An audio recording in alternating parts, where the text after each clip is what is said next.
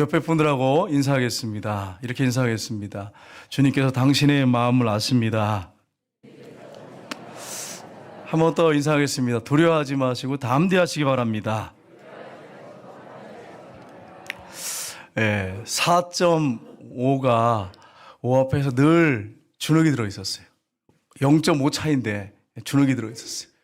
주눅이 들어있었는데 어느 날 이 4.5가 5 앞에서 큰 소리를 땅땅 치면서 자신감이 충만해가지고 서 있는 것입니다. 그랬더니 이 5가 화가 났어요. 그래서 야, 너 약 먹었냐? 너 왜 까불어? 그랬더니 나 점 뺐다. 이래.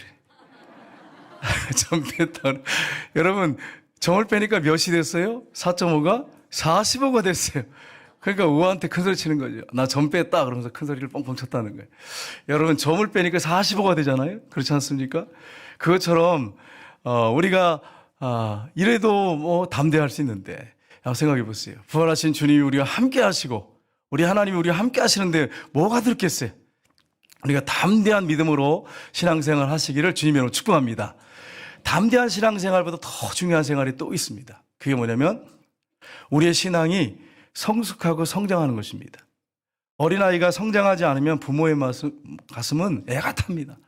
그러나 부모가 부모가 볼 때 자녀가 잘 성장하면 기뻐요. 너무 행복해. 여러분, 농부가 포도를 이렇게 심었는데 탐스럽게 잘 열매를 맺으면 농부가 그 포도를 보고서 얼마나 기쁘겠어요. 그렇지 않습니까? 근데 말라 비틀어지고 열매를 맺지 못하면 속상하죠. 탐스러운 포도송이가 아름답게 맺어질 때 농부가 기뻐하는 것처럼 우리의 신앙생활에 아름다운 영적 열매가 맺어질 때 하나님이 기뻐하십니다. 그래서 우리가 신앙이 성장하고 성숙하고 그 다음에 우리가 신앙적으로 아름다운 열매를 맺는 삶을 살아야 되는데 그렇게 하려면 균형 잡힌 신앙생활이 우리에게 꼭 필요합니다. 균형 잡힌 신앙생활이 없으면 우리가 열매도 맺지 못하고 또 바르게 성장할 수가 없어요. 그래서 균형 잡힌 신앙생활이 우리에게 중요한데 우리가 균형 있는 신앙생활을 이루려면 어떻게 해야 하는지를 오늘 읽은 본문을 중심으로 해서 우리가 살펴보기로 합니다. 첫 번째는 예수 그리스도를 마음의 주인 왕으로 모셔야 됩니다. 이게 가장 먼저 우선돼야 할 일입니다. 이게 안 되면 나머지 것들은 이루어질 수가 없어요. 가장 핵심 축이라고 이렇게 말할 수가 있습니다. 예수님이 요한계시록에 말씀을 하셨어요. 요한계시록에 보면 예수님께서 라오디아 교회에 말씀했는데 여기서 읽으실 때 내가 나 이걸 한번 중심으로 해서 한번 여러분 보시면 예수님이 라오디게아 교회 성도들에게 뭐라고 말씀하셨는지 우리가 알 수 있습니다. 우리 같이 읽겠습니다. 볼지어다 내가 문 밖에서 들으리오니 누구든지 내 음성을 듣고 문을 열면 내가 그에게로 들어가 그와 더불어 먹고 그는 나와 더불어 먹으리라. 아멘. 예수님께서 우리 문 밖에서 두드리신다고 합니다. 두드리시면서 얘야 문을 열어달라. 문을 열어줬으면 좋겠다.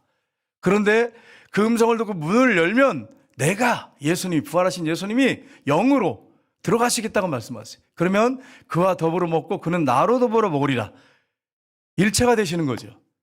왕의 잔치에 늘 우리가 참여할 수 있는 그런 축복을 주시겠다고 말씀하고 있는 것입니다.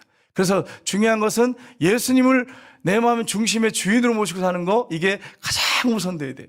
우리가 가정예배 순서지에 따라서 예배를 계속 드리고 있습니다. 여러분 예배를 잘 드리고 계시지요? 매일 못 드리더라도 매일 드리면 제일 좋고요. 못 드리더라도 계속해서 여러분이 지속적으로 드리다 보면 이게 습관화되고 또 이게 자리를 딱 잡으면 이 예배가 여러분에게 축복이 된다고 하는 사실을 여러분 기억하시기 바랍니다. 근데 여러분 가정예배 맨 마지막에 뭘 암송합니까 우리가? 갈라디아서 2장 10절이잖아요. 우리 한번 같이 한번 보겠습니다. 갈라디아서 2장 10절. 내가 그리스도와 함께 십자가에 못 박혔나니 그런즉 이제는 내가 사는 것이 아니요. 여기까지 보세요. 그런즉 내가 사는 게 아니에요. 내가 사는 게 아니야. 내 안에 누가 사십니까? 오직 내 안에 그리스도께서 사시는 것이라. 이제 내가 육체 가운데 사는 것은 나를 사랑하사 나를 위하여 자기 자신을 버리신 하나님의 아들을 믿는 믿음 안에 사는 것이니라. 그분이 내 안에 살아계시다고 하는 것을 믿는 믿음으로 살아가는 것이라고 분명하게 말씀하고 있어요. 여러분 안에 예수님이 계신 줄 믿습니다. 그렇게 해야 여러분이 신앙이 성숙하고 있고 열매를 맺을 수가 있습니다. 예수님 뭐라고 말씀했습니까? 나는 포도나무요, 너희는 가지니. 그랬어요. 포도나무에 가지가 붙어 있어요. 딱 달라붙어 있죠. 그러면 수분과 양분을 공급받으면 아름다운 열매를 맺습니다. 이걸 예수님이 우리 안에 들어오셨다고, 영으로 들어오셨다고 하는 거하고 연결이 돼요. 예수님이 나무에 우리는 딱 붙어서 연결되어 있어요. 그러니까 하나죠. 일체가 된 거죠. 수분과 양분을 공급받으면 탐스러운 열매를 맺을 수 있어요.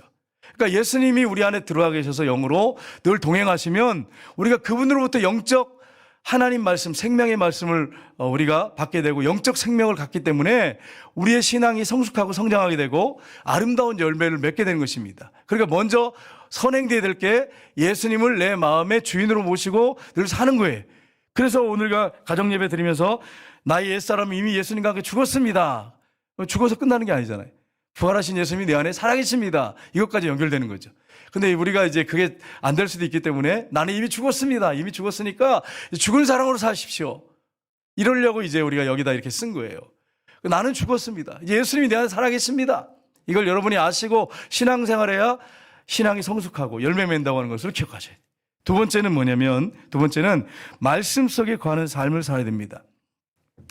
우리의 신앙이 균형 잡히게 그렇게 성장하려면 말씀 속에 거하는 삶이에요.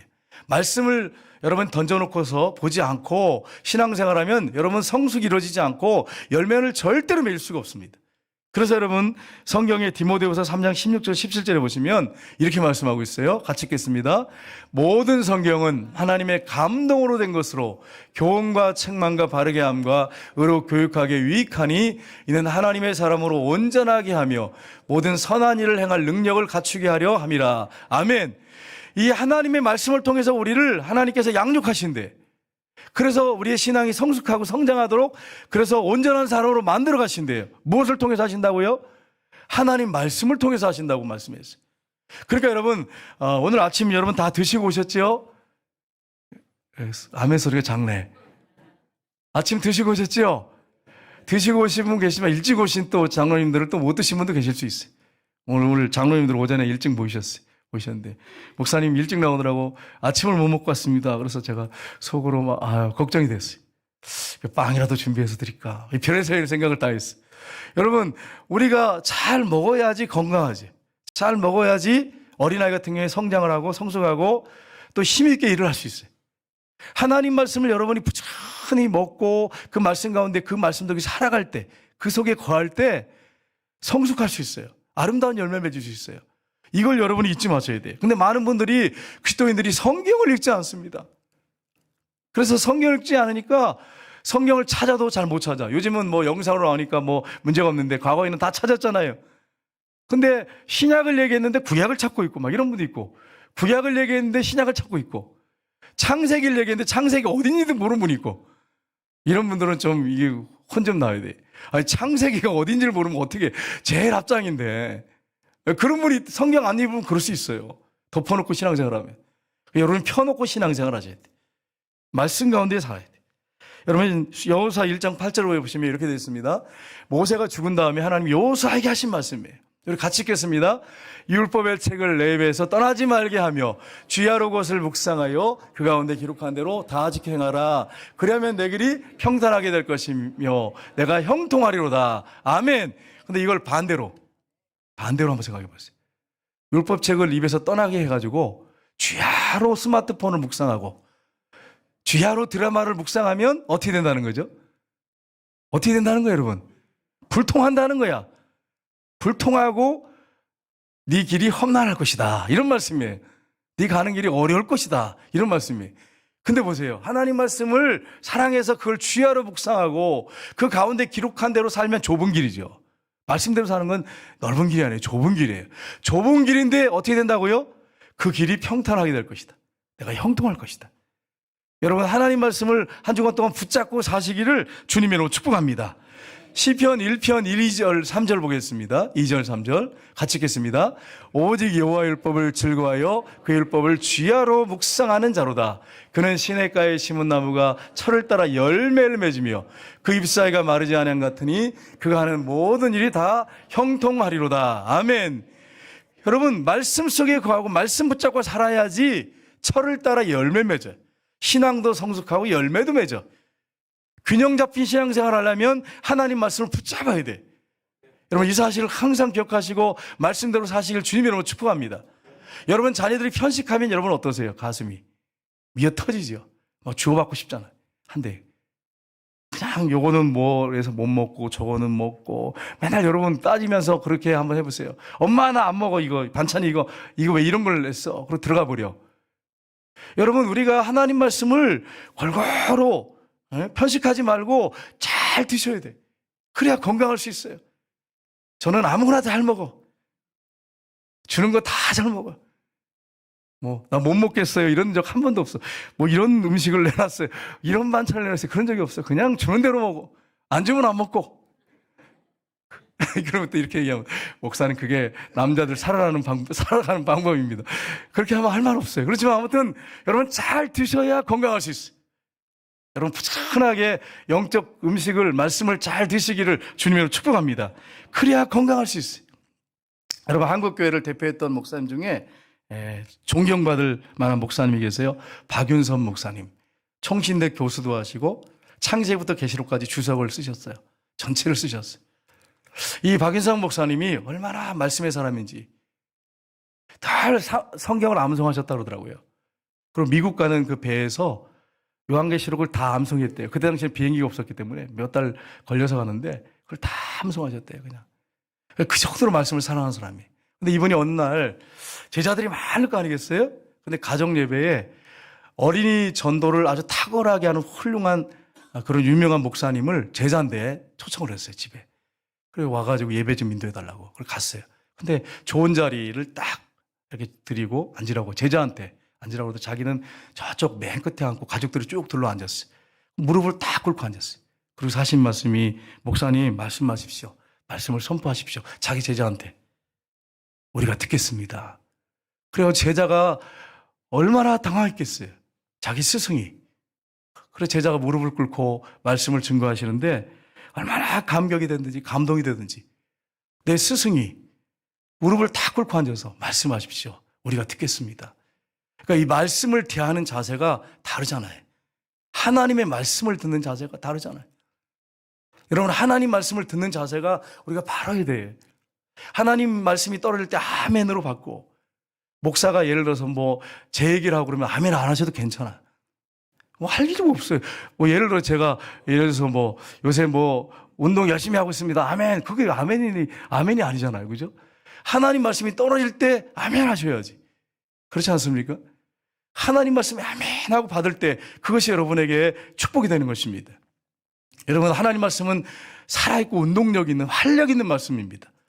말씀을 붙잡고 사시기를 주님으로 축복합니다. 말씀은 우리를 살립니다. 듣는 자는 살아나리라 예수님 말씀하셨어요.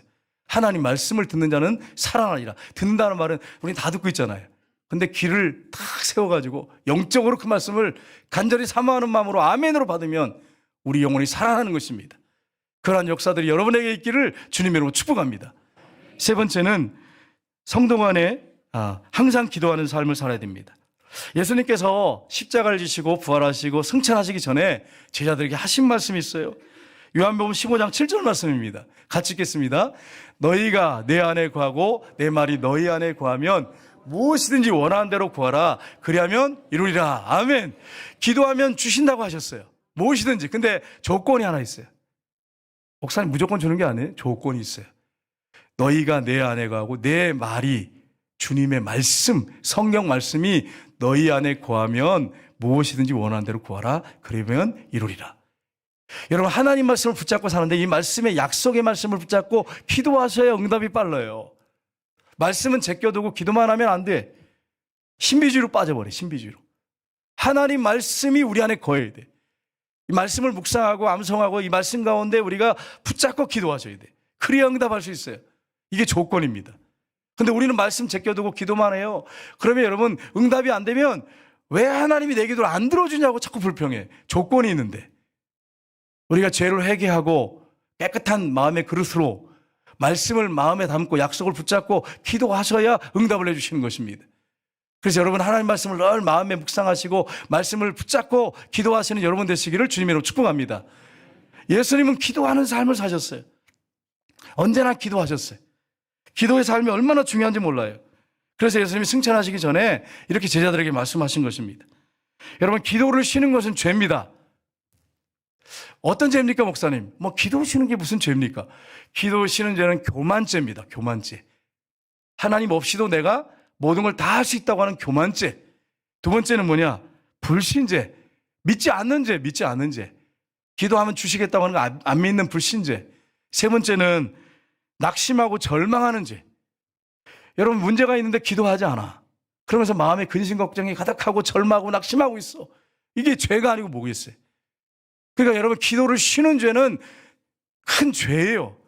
게으른 죄, 욕심 부리는 죄, 방탕한 죄, 술 먹는 죄, 같은 죄예요. 같은 죄.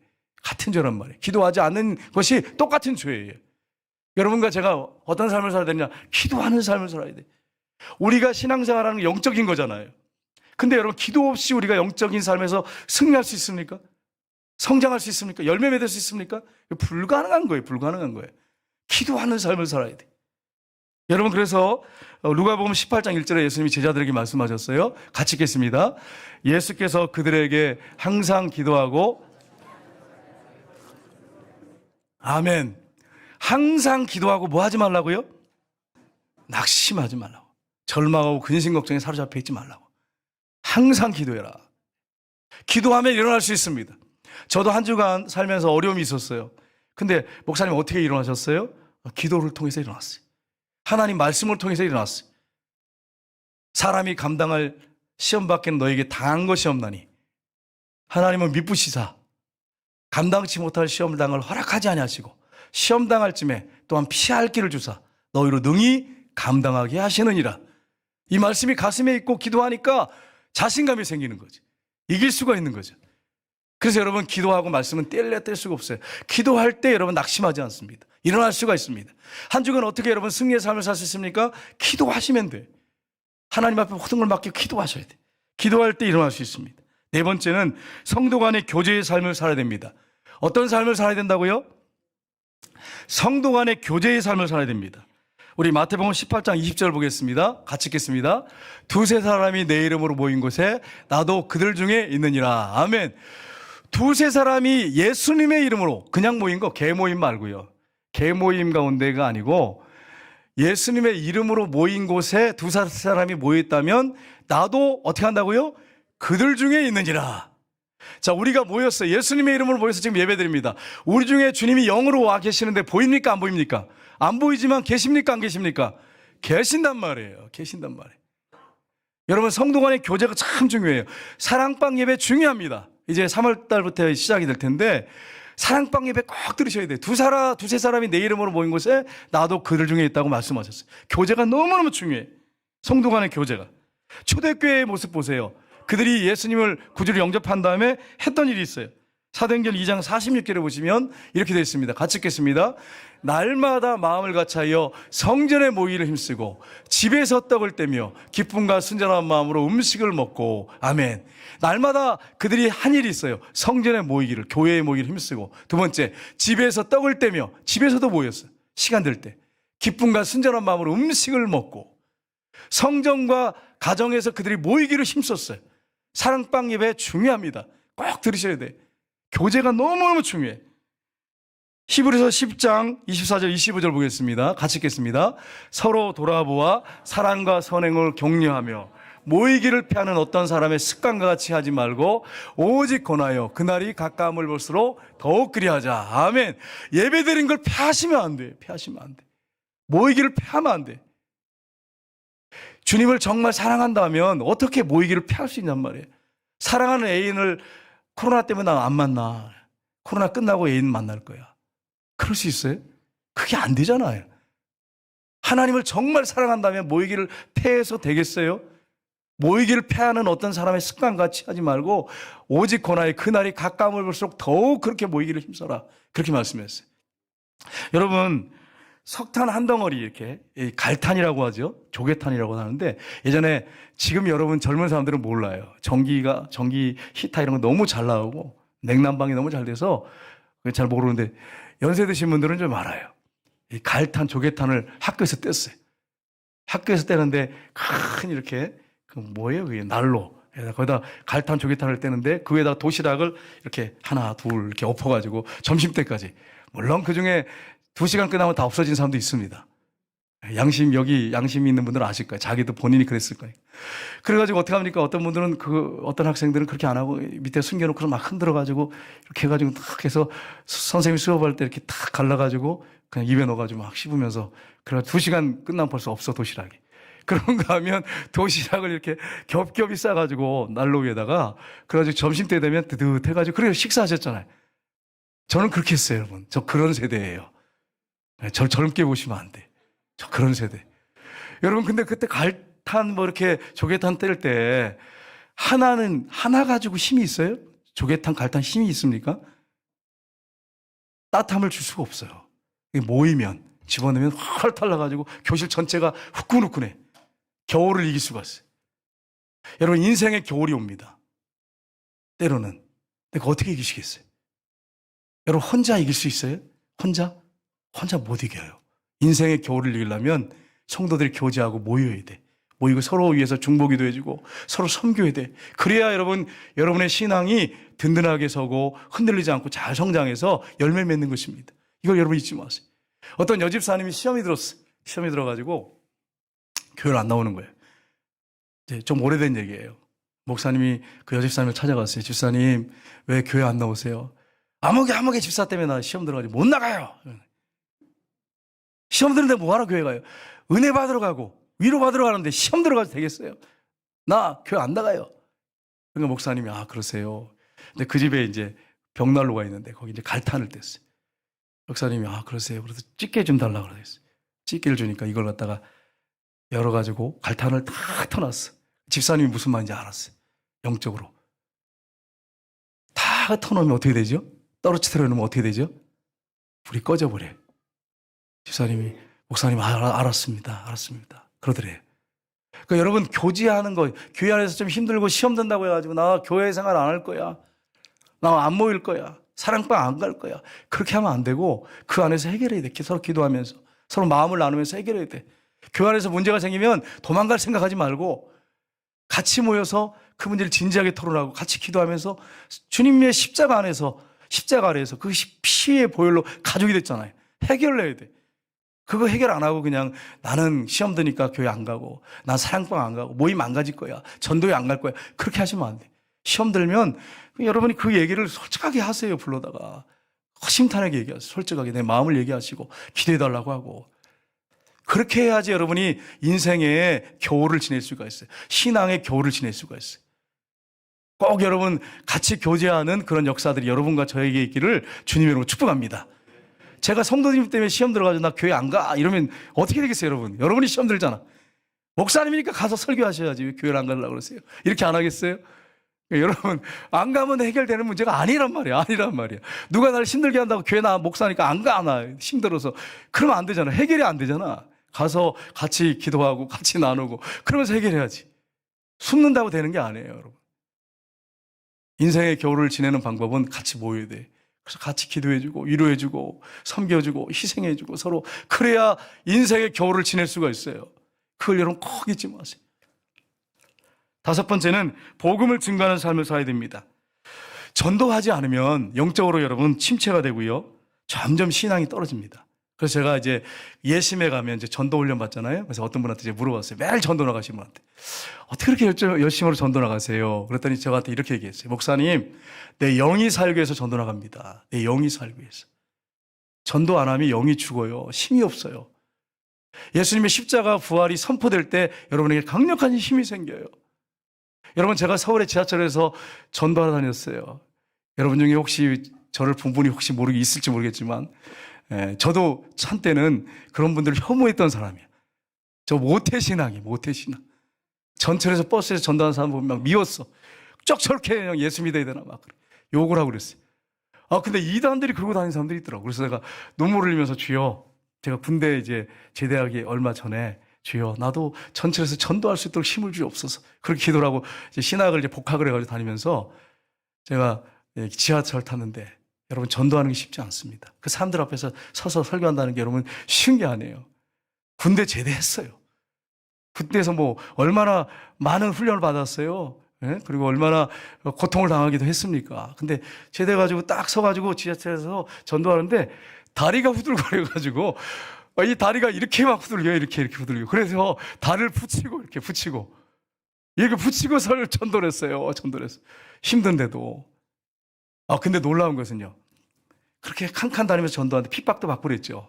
근데 딱 내려서 청량역에서 딱 내리면 얼굴이 제가 느끼겠어요. 얼굴에 기쁨이 확 이렇게 나오는데 거울이 있었으면 이렇게 보고서 야, 잘생겼네 이럴 뻔했어요.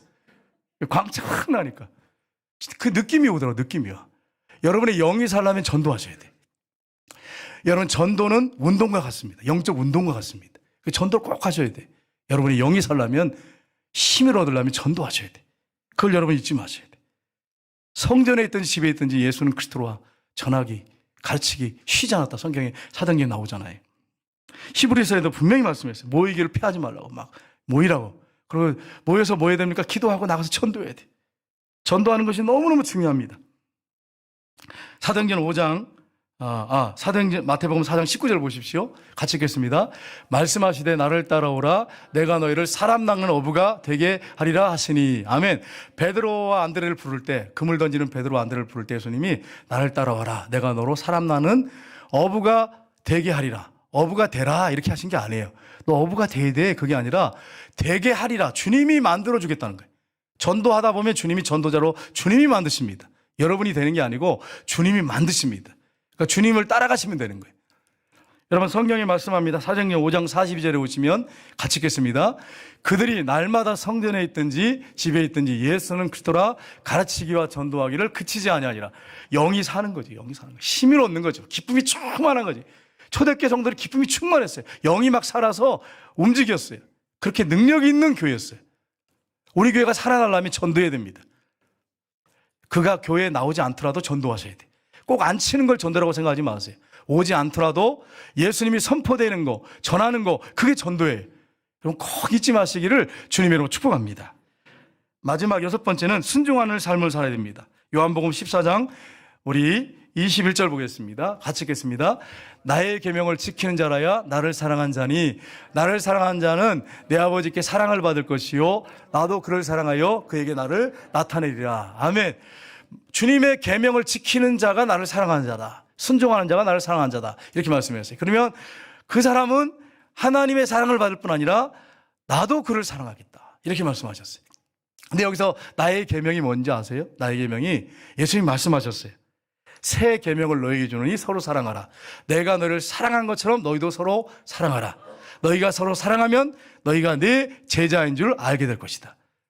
그러니까 모든 일을 할 때 여러분 사랑의 정신으로 하셔야 돼요. 사랑의 마음으로 모든 걸 해야 돼요. 여러분이 어떤 사람한테 말을 할 때 미운 마음을 가지고 말하는 거 아무 효과 없습니다. 여러분한테도 영적으로 해롭고 그 사람한테 해롭습니다. 그 영혼을 사랑하는 마음을 가지고 말을 해야 여러분의 영혼에 복이 되고 그 사람에게 복이 됩니다. 듣든지 안 듣든지 간에. 어떤 봉사라든지 충성하든지 여러분의 마음에 여러분의 생각에 사랑하는 그런 마음과 생각이 없이 하면 형식이 되고 외식이 돼요. 그렇잖아요. 여러분. 위선이잖아요. 정말 사랑하는 마음을 가지고 해야 돼요. 그걸 주님이 원하십니다. 그렇게 순종하는 사람에게 하나님께서 놀라운 은혜를 베푸시고 사랑해 주신다고 말씀하고 있는 것입니다. 순종이 얼마나 중요한지 몰라요, 여러분. 하나님 말씀에 순종하는 삶을 살아야 돼요. 여러분, 프랑스에서 예전에 있었던 일인데 프랑스 왕이 한 사람을 참 사랑하고 존경했어요. 레오나르도 경이라고 하는 사람을 굉장히 존경했어요. 왕이지만 너무나도 아주 신실한 사람이에요. 어느 날 이 사람이 프랑스 왕을 방문했어요. 그래서 왕이 너무 기뻐하면서 자네를 보니까 너무 기쁘다 그러면서 내일 만찬에 오라고 이제 신하를 통해서 기별을 했어요. 내일 저녁에 오라고, 만찬에 오라고. 그런데 대답이 없는 거예요. 이렇다 대답이 없는 거예요. 근데 그 다음날 만찬이 됐는데 이 레오나르도 경이 온 거예요. 그래서 왕이 굉장히 기뻐했어요. 프랑스 왕이 기뻐하면서 당신이 내가 오리라고 생각하지 않았는데 와서 너무 기쁘다고 막 그랬어요. 그랬더니 폐하 무슨 말씀이십니까? 내가 신하를 보냈더니 가타부타 말하지 않아서 내가 좀 서운했는데 어떻게 이렇게 왔냐 이렇게 물어봤어요. 그랬더니 폐하 왕의 말씀은 가타부타 말할 것이 없습니다. 다만 순종만 있을 뿐입니다. 이렇게 하더라는 거예요. 여러분 그렇습니다. 우리 하나님께서 이 세상을 창조한 창조주세요. 우리 아버지시고 왕이십니다. 그분이 우리에게 말씀하신다면 우리가 가타부타 말할 게 없어요, 사실. 물론 우리가 자신의 의견을 충분히 이야기할 수 있어요. 주님은 들어주시지만. 그러나 사실은 이 말씀은요, 살아있고요. 하나님 우리의 미래를 다 아시는 분이에요. 우리의 모든 걸 다 아시는 분이에요. 내가 감당할 수 있는지 없는 것까지 다 아세요. 그렇다고 한다면 내 좀 생각이 맞지 않더라도, 내 감정에 맞지 않고 느낌에 맞지 않더라도 아멘. 그걸 순종한다면 여러분의 영의 복이 되는 것입니다. 하나님 여러분에게 은혜 베푸실 것입니다. 여러분 우리가 영적 성숙을 위해서, 균형 잡힌 성숙을 위해서 6가지를 제가 말씀드렸습니다. 마음에 예수님을 주인으로 왕으로 모시고 중심이라고, 그렇게 살아야 된다고, 중심축을 이룹니다. 그리고 말씀 속에 거하는 삶을 살아야 된다. 항상 기도하는 삶을 살아야 된다. 성도 간의 교제의 삶을 반드시 살아야 된다. 전도하는 삶을 살아야 된다. 그리고 순종하는 삶을 살아야 된다.